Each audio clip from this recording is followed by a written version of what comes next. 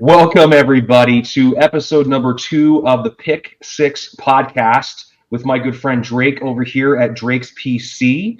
I am DPZ, and we are coming to you to talk about sports cards. We have some pretty great questions that were posed to Drake and myself, mostly Drake, because Drake asked for some questions and feedback some things you wanted us to talk about today. So we were armed and ready for that. We also want to speak to some of the comments from our last video. Great engagement. Thank you so much for doing that. Makes it fun for us. And we also have a couple things we might want to talk about. But first, Drake, I'm going to give it to you, buddy. I feel like that first episode went really well. We've got some great feedback, and we got some terrific support from some of our friends in the hobby, which we're very grateful to have. Yes, absolutely. But before we get to that, Dennis, folks may notice that I have a different background this week. I'm not in Arkansas. I'm at a Holiday Inn Express in Henrietta, Oklahoma. So what I was going to ask, because I'm sure you know the answer, maybe so, maybe not, but I was going to ask for someone in the comments, what Super Bowl winning quarterback is from Henrietta, Oklahoma? So somebody throw that in the comments, and we'll see the first one that gets it right without using Google. Everybody can use Google, Wikipedia, and all that. But try to figure out what Super Bowl winning quarterback is from Henrietta, Oklahoma. I like that. I don't. So, anyways, yeah, no, there's not many. So, and I'll give you just a hint. He played for a pro team that's just south of here. We'll just leave it at that. So, anyways. I look forward to the person that makes the comment. So anyways, but no, did want to say thank you to everyone for the engagement on episode 1. It was awesome. I appreciate the positive comments that several folks gave me through direct messages, things like that. As of the time of this recording, which is only like 3 days after the first episode was released, we've had over 30 comments on the recording. And I wanted to give a great shout out to the folks that commented on that. And I apologize in advance if I butcher your name. It's not on purpose. But I want to give a shout out to Pick 6 Cards, TJ Cloutier, we'll give the French pronunciation, Scout 7788, Schmo 5070, Ziggy No, PK 3739, Gene Paltari 7187, Kamikaze Sports Card Hybrid 6243, Ryan RA 44, Malia Chapman, 7162, St. Doe's Cards 1, Corey Williamson, 2778, Oran Card, 4443, and Game Time Gallery, 7661. So thank you all for commenting, for the engagement on the video as well. That means a lot to us. So we certainly appreciate that and welcome the continued engagement and conversations from the future videos. But I also want to give a huge shout out as well to Chris McGill, Chris Hoge, as people know him, for giving our show, episode 1, a shout out on last Friday night's crossover. So thank you, Chris. Thank you to the team, as well as Brett McGrath from Stacking Slabs as well for giving us a shout out on his show as well. So thank you all both. But once again, appreciate all of that from everybody. And so, yeah, thank you all. Yeah, we got Midlife Crisis Cards also gave us some love. I appreciate that as well. He's been on he was on the Luca Tiger Braun podcast a while back and had a terrific episode. Gosh, if you can go back and find it. He speaks to some things that are really important right now. Going back and listening to that episode would be wise. He's a Midlife Crisis Cards, a great follow on Instagram, great collector, and he's got a great position in the hobby. So thank you all for all those wonderful comments. But now we have a new episode. And what do you want to do first here, Drake? Yeah, absolutely. So first thing we want to do is, as you mentioned, I did post a story on Instagram and asking for feedback for show topics, right? Because folks want to know a lot more than what you and I can think up in our brains, right? And so the first topic that came in that we wanted to bring up this week, first of all, I do want to say I do appreciate all the engagement on that. I said we would just pick one.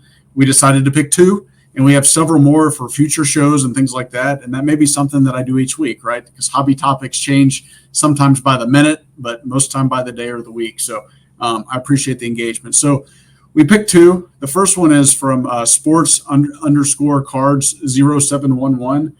And he asked, if card prices went down to pre-COVID levels, would you still collect? So what do you think, DPZ? Um, I think so at this point. I think I'd be pretty sad for the amount of money I spend on some of the cards, but I still love the cards I have, and I think the cards that I've curated at this point, that I've whittled down to and consolidated to at this point, are cards that I enjoy.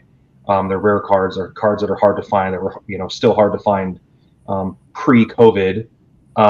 If I still would have had some of the cards that were more prevalent and popular during the earlier part of my collecting journey, I might have been. I maybe I wouldn't have been, but I think with the cards I have now, I'd be very happy still owning them and collecting them. Yeah. Yep. Yeah, no, that's great. I mean, I'm I'm kind of unique, I guess, in that I returned to the hobby full time pre-COVID, right? So I came back in 2019 and that sort of thing. But what I found myself is I was kind of following the herd in those pre-COVID times a little bit, kind of 2019 and early 2020, and that sort of stuff. And so, like when COVID happened, that's when I transitioned from being kind of a follow the herd, buy what the talking heads are really telling you to buy, and things like that. And I really focused on my collection, right? And so there's several cards that I bought during COVID that if they came for sale today would probably be a lot cheaper than what I paid for them. But you know what? Some of those cards, my purchase was the last sale of that card. And so I sometimes struggle with that because I'm like, man, I paid a lot of money for that Peyton Manning 2007 Bowman Chrome Gold Refractor PSA 10. But you know what? Not a single one is sold since then. So it's like, did I pay too much? Did I pay too little? I really don't know. But and that's the thing I think that's nice to me is you, as a collector, you just have to ride those waves. Like nobody's going to time every market perfectly and things like that. And so I think it was just nice that I collected way before COVID. I collected as a kid, through high school, kind of early college, kind of dipped my toes into it kind of in my early career and just getting married life and things like that. And then really returned kind of pre-COVID. And so, yeah, for me, I mean, the price surge and that sort of thing, it actually gave me more anxiety than most people because I'm one of those people that I don't like these wild swings up and down. And like, yeah, it was really cool to buy a card, and by the time it hits your front door, it's doubled in value, and then you could sell it or do whatever you want to. But like that just gave me a lot of anxiety, and that's just not the way that my mind operates as a collector. I'm more of kind of the slow and stable type thing, is kind of what fits my personality well. Yeah, I'm with you. I got in at the fall of 2019 myself, and right before the boom, and I was just looking to pick up Ken Griffey Jr. cards. I picked up like 3 or 4, and I was like, okay, I've got enough for each one of my children to pass down. This is a cool autographed, just a basic autographed Ken Griffey Jr. card slabbed by BGS. I figured that was the coolest thing, not knowing there's so many out there. And I picked up a BGS 9 89 upper deck. That's what I really wanted as well. I wanted to own one of those cards again. I went back and started looking at my cards. I had a conversation with a collector a few months before 2020. So I was right in the beginning, which is kind of weird how a lot of us sort of got that itch right before all that happened. It's really odd. I wasn't one of them that I stopped working and all of a sudden I was working through the whole downturn. But yeah, obviously I started listening to sports card content. I'd never done that before. But there's a part of me that kind of wonders too, is like if I would have bought the cards I have, all the cards I have right now, if I would have spent the money on the cards I have now back then, how much further ahead I'd be. A lot further ahead. There are some cards I probably would have had a hard time getting a hold of because I'd have to know people within the community, the collecting community, the specific player collector community, and understand what cards are important. I would have known that, and it would have taken a long time to learn that. So the journey was very important, don't get me wrong. But I bought and sold so many cards since then. And now I'm to the point where I just keep trying to like color up and get it to that right, okay, the dream card. These cards start coming available in the last couple of years that I never thought I'd see. So it kind of forces you to go, okay, wait, now I need to sell to get that. So I find myself doing that a lot. But ultimately, I always wonder, like, okay, but would I've been comfortable spending the amount of money that would have cost to get these cards back then? I probably would have been, no way. No way. So it took buying and building up a collection and having the capital to sell, to use to buy the cards versus using cash, because I could never imagine taking just a big chunk of cash and going and buying that card. That's hard for me to do.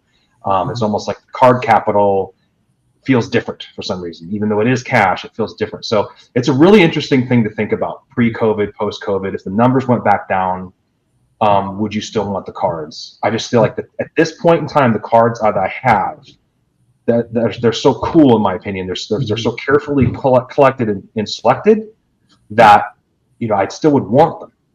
Mm-hmm. I probably would have some heartache over how much they're worth versus how much I'd spent to acquire them at this point. But again, I feel like that's why I want to keep going. If I just had no attachment to it and it was all it was a value, then I wouldn't be doing this. I certainly wouldn't be doing podcasts for free. That's for sure. Spending my time. This is fun. I enjoy the heck out of learning about all the different cards. And I love seeing new people come into the hobby space and learn more about it and want to know and all that stuff. So, yep. Good question. Yeah. Great. Yeah, no, yeah. Well, and the last thing I'll say, just kind of close it out, is I think, you know, kind of pre-COVID, there was a whole lot less speculation than there is now on future value. And, oh, if I buy this for X, it's going to be worth Y, or I think it should be worth Y.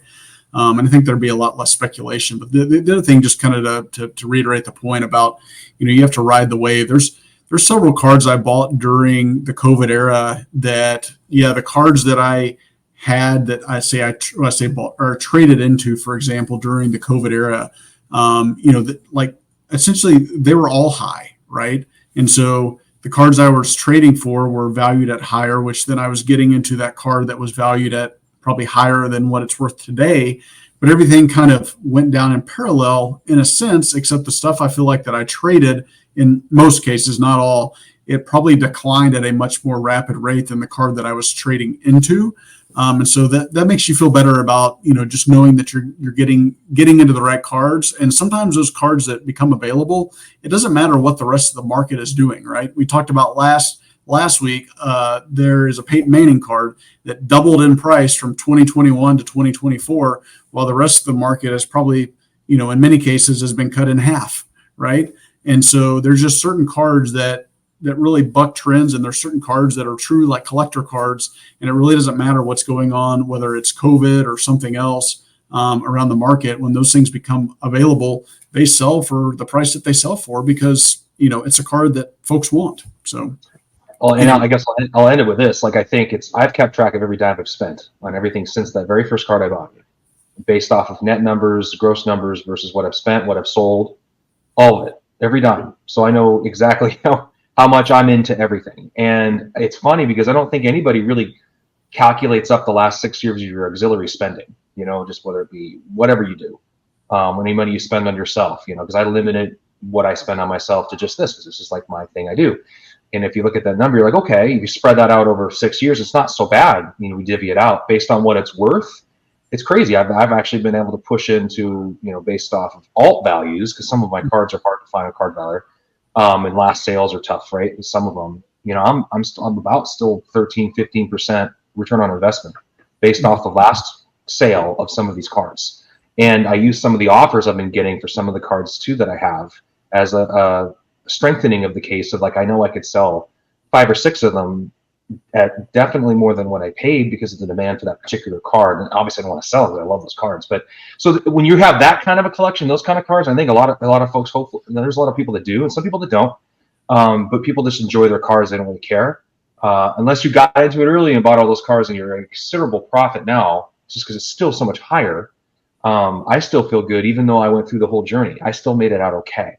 So I guess that's a sign that you can. If you just, depends on what you collect, obviously. But yeah, and I'm lucky because I collect Griffey, and he's, you know, pretty good fan base and collector base. So anyway, yeah, love it. Spoken like a true banker, keeping track of every dime you spend. I love it. All right, so the next topic is from at upstate_sports_cards. And his topic said around behavior comps and how the market fixates so much on what a card last sold for. And if when that card sold, was it in a collector's collection? Was it in a flipper's collection? Like what the previous owner of that card, like who that was. And if it was in a collector's collection, then maybe it shouldn't have sold as frequently. And he further comments that it makes you think that cards aren't really all that rare and we're being sold more of a folk story. So what do you think of that? Well, I'm gonna do this. I'm gonna call out my buddy Cage Lawyer, and I'm gonna call out my buddy Nick, War Sports. because they both I think they both tie into this, and they've both made comments recently that kind of tie into this question a little bit. They made comments about how if these cards keep selling all the times, when are they going to finally land into a collector's hands? And Nick's comment is like, if it sells too much, is it a true collector card? I think both comments have validity, and it's interesting though when you tie them together and you think about why people are selling cards. I'll just answer with my own experience. When I'm selling, it's usually because I'm trying to get something. It doesn't mean I want. And when I buy that card, there's a big part of me that goes, I'm going to keep this for a while, or maybe for a long, long time. Then all of a sudden, this like amazing card comes available, and now I'm like, well, dang it. I gotta take advantage of this opportunity and get into this really great card that I've wanted for a long time. I just, the price points aren't whatever it is. So now I need to consolidate. I need to sell. So sometimes I'm doing that. And that's one of the reasons why I do that. Now there is a little bit of back and forth, change my mind, repositioning. And I do that. I'll admit, I definitely do that. And, and Gage knows that because he knows me well. Nick's getting to know me well. He knows that now. But it's a lot of times it's just to move into these different cards that are coming available. It's just kind of part of the process. I don't know how many people do that. There are some people that probably just, I buy it, I hold it, I never sell. I was joking around earlier on Facebook, on Instagram about that. Buy a card, never sell it, and that's it. Never sell it. Once you buy it, you're done. You can never sell it. Kind of, which would be scary because it'd probably kill someone like me with the way I do it. But I think that would be really hard for me to do.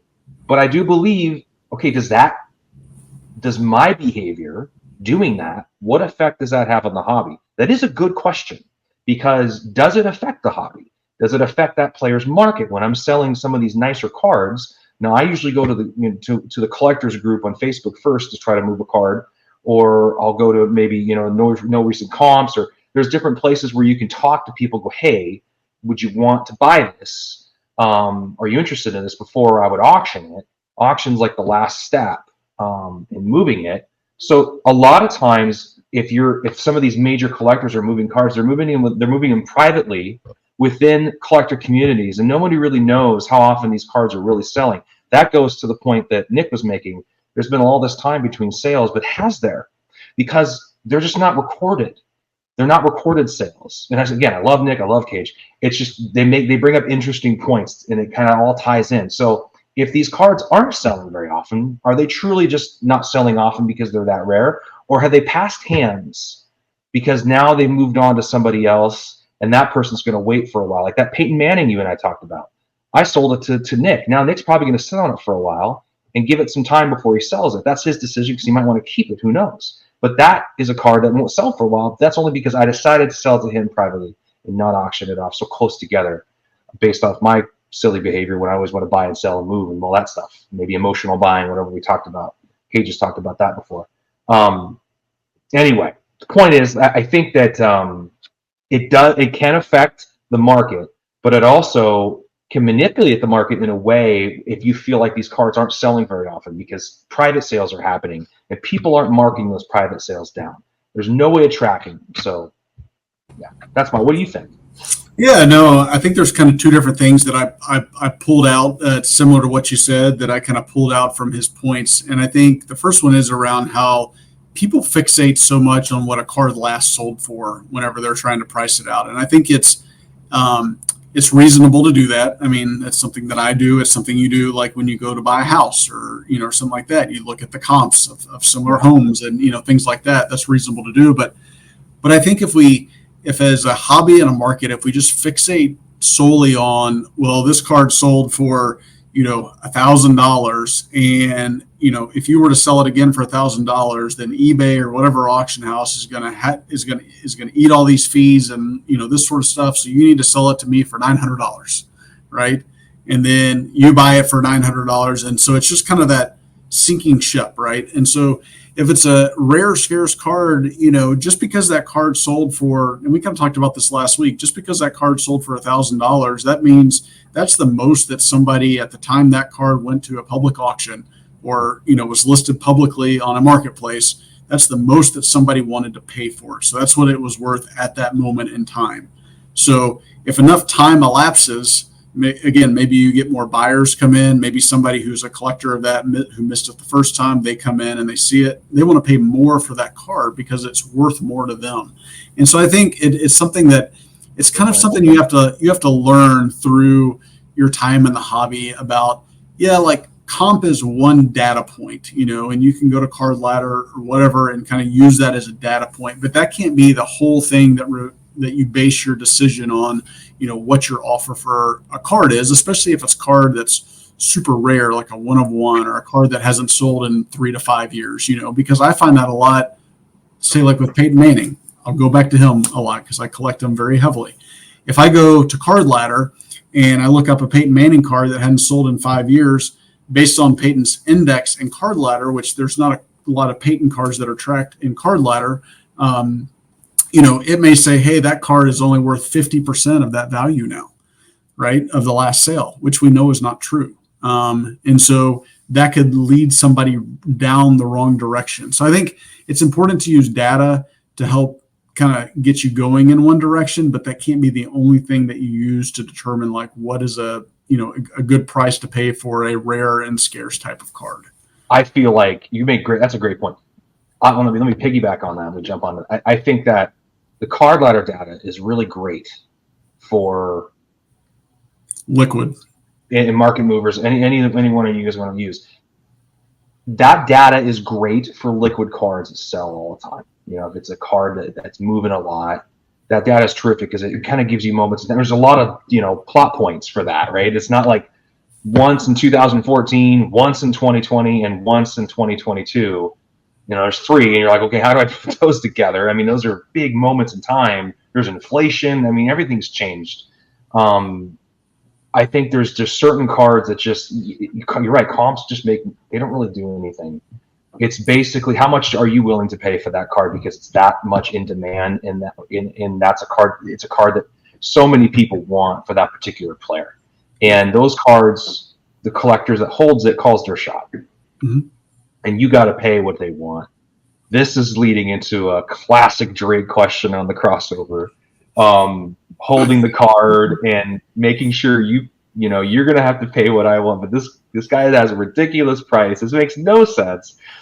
But he owns it, and he sort of like just holds it hostage on a guy or a gal, and you can't buy it. So it kind of leans into that question that I had about whether if you get a deal on a card, are you obligated to report that data point? I feel like with some of these, and the reason I asked that question on the cross was because Chris and I were actually talking about that offline, and he made that very clear. He's like, I think it's really a privacy thing. It's up to the collector if they want to report that. You happily take it and put it in if it's obviously authenticated, but you don't have to. There's a part of me goes, well, if I got a really good deal on this card, I kind of want to keep that. I want that last comp to be this number, and I want to be down here, and I want to have that instant equity built into it.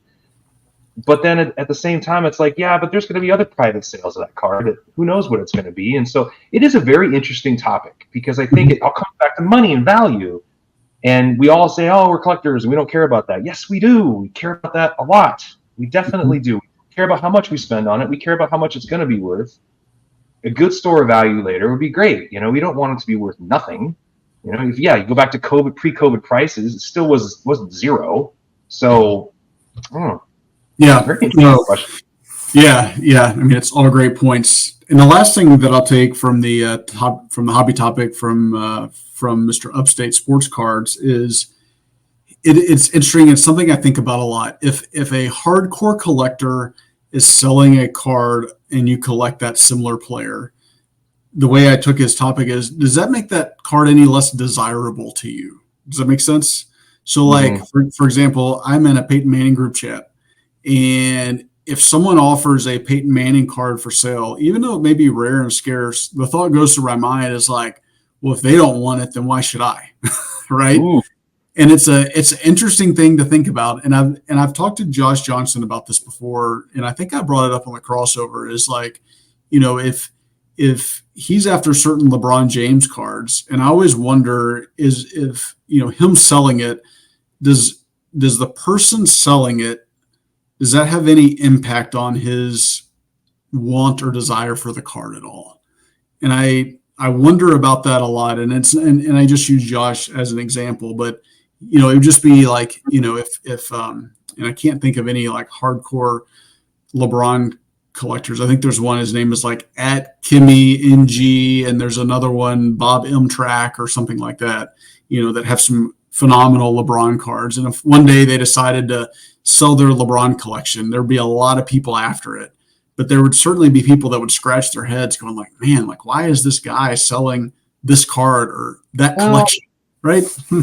I think it's a good point, but I think there's different reasons. I'll go back. There's different reasons why people are selling some of these cards. Like, I know for a fact that some of these cards that I've sold in the past, I've went and got back because I wanted them back. I just needed to use them as capital to get another card, and I was able to make something on this card while I colored up. I got a little extra, so I was able to go back and grab it, and I got it back. There's been a couple cards like that. There are cards that I go back and forth on trying to move, and I don't want to move it. And, and there's some I have to move, and I'm like, gosh, if perfect world, I'd love to keep them all, right? But I can't because I'm not going to spend that cash. So sometimes they're just selling them because they have to. Yeah. They need it. They need the money for whatever, for a personal reason, for their family, or maybe they're trying to buy another card. There's, most of the time people are saving up to buy another card, which is a good thing, right? It's a good sign.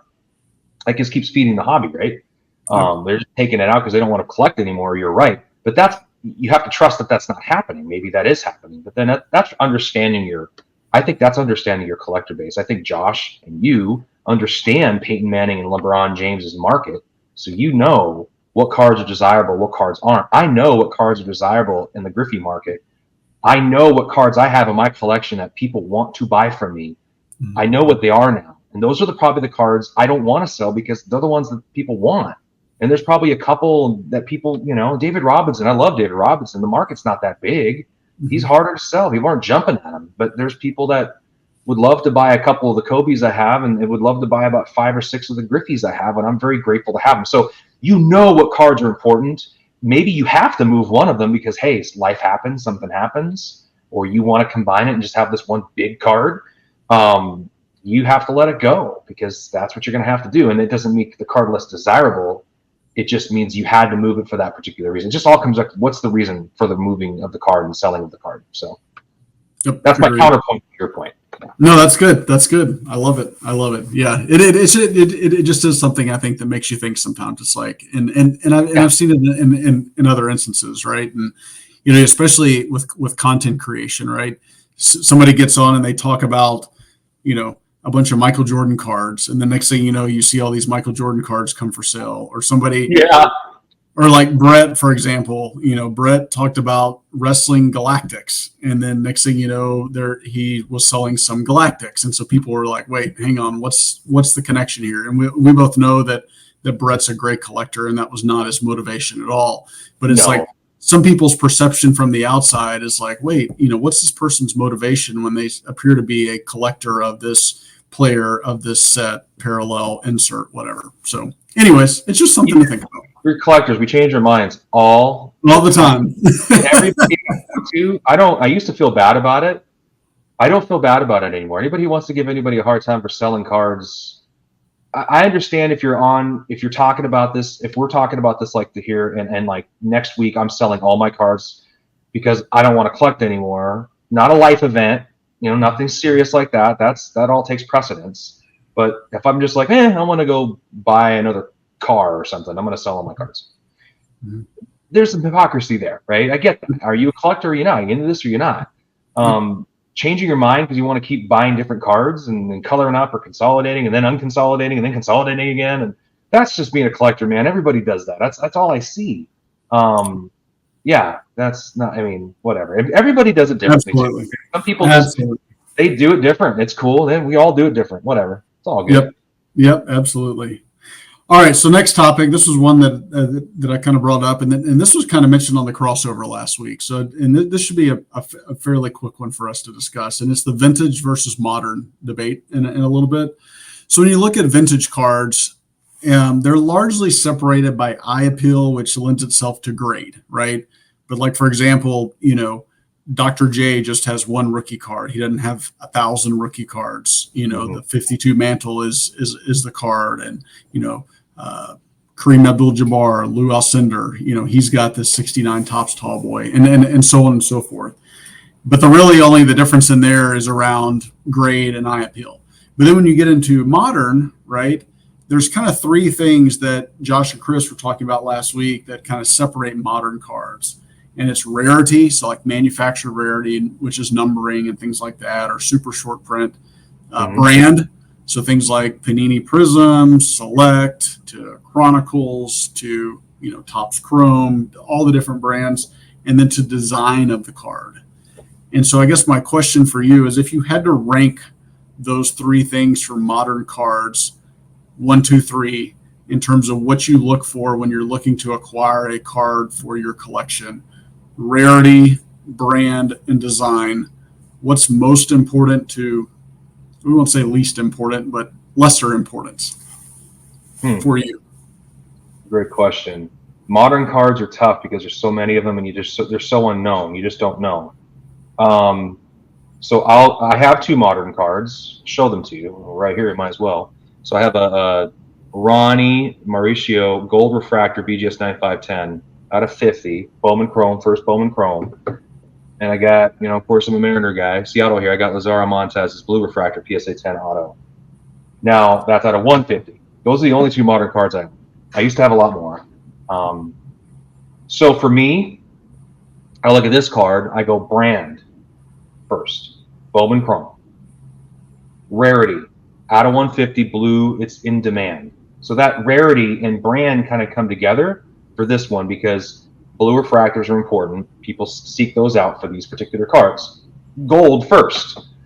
And then after that is design. I don't really, whatever. They all kind of look different, but to me, for modern, that's the last thing I care about. If we're talking about 90s, I think rarity and design would fight with each other because I love the designs of 90s. But for modern, I would probably start with brand and then the rarity and then the design. Yep. And I would agree with you 100%. So we're not going to disagree on this one. It's we're kind of we're straight chalk on this one. It's like you think of things like with Panini Prism, like Prism is the brand.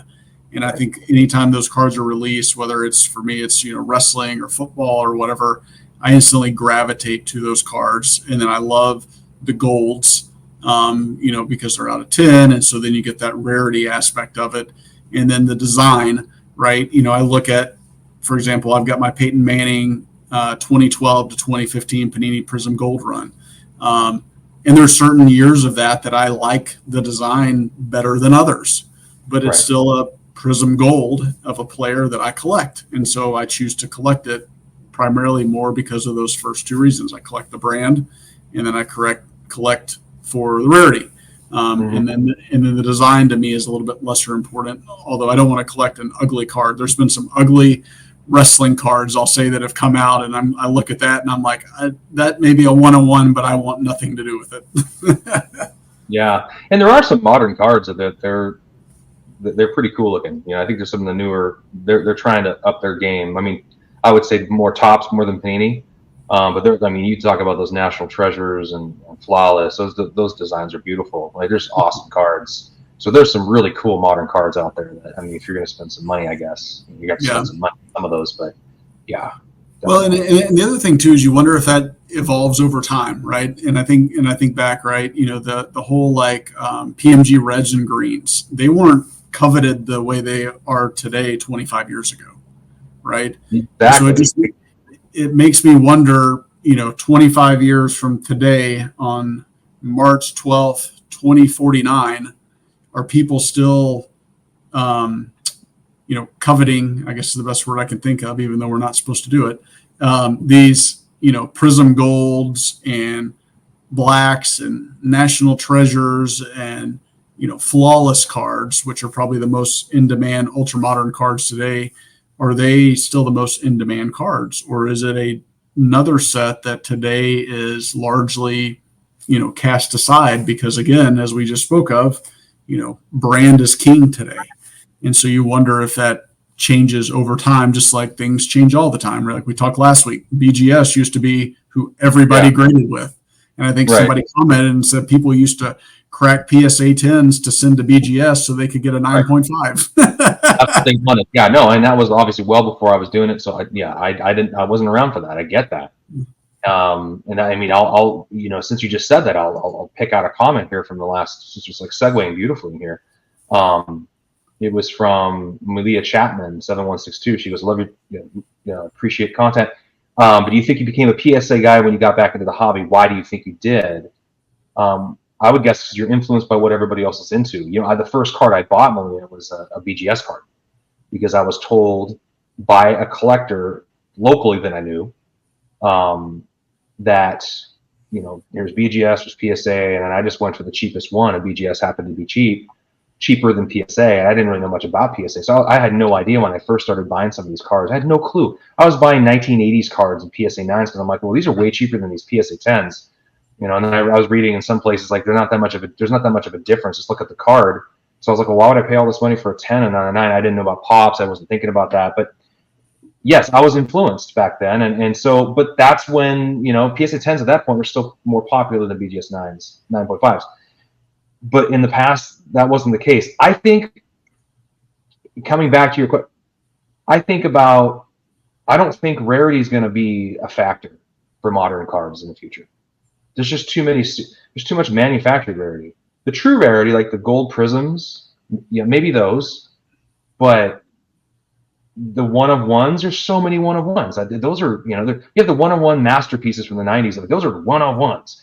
You might have super fractors from the 2000s, from Topps Chrome and Bowman, Topps Chrome and Bowman's Best and Finest. Those are a little bit more, but even then, they started stepping it up and producing more. Modern one-of-ones, there's so many of them. So rarity, I think I don't think there is rarity with modern cards. I think that's an oxymoron. Modern cards, rarity. I think it's brand and design. And you're right. I think you're right. Design is what's going to probably lead the way, and brand first and foremost. And then you're going to drill it down to the player, and then the type of card that everybody's looking for, like what kind of gold refractor, right? Everybody's going to head for that. The finite one-of-one, maybe that's the one that kind of becomes the one-of-one that everybody goes, yep. Yeah, but there isn't going to be much, man. It's going to be a couple of cards and then everything else, in my opinion, which I don't know if that's a bad thing, though. I feel like that takes away all the uppityness of the hobby that, I know I'm guilty of all the time. Like, oh, it's not that card. It's not that card. I can't have that. It has to be check all these things. And I find myself kind of being snobby about it, to be honest. So maybe that's not a bad thing. Yep. I love it. Well, Dennis, I've got a whole sheet of topics, but I think we should probably save it for next time. We've hit on a lot during this episode. So, yeah, if you want to bring us home, go for it. Let's do it. Yeah, definitely. Thanks, everybody, for listening to us talk about all this stuff for another 40 minutes. We try to keep it shorter just because it makes it a little bit easier for you guys to digest and for topics to be more clear in the comment section. Instead of having 15 different topics, we can have just a few we can all chat about. Hopefully we sparked some inspiration, and there's an impetus for some more conversations about all the things we're talking about.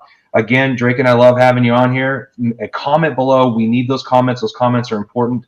I know we only grabbed a couple of them or one of them today, but we may grab more in the future, so please engage. It's so much fun. Like, subscribe. Go follow Drake. Come follow me if you'd like, and subscribe to Dustin's channel. You got my channel, Melted Wax, as well. Anyway, we enjoyed talking to you. Drake, travel safe. Get home safe. I mean, are you driving or are you flying?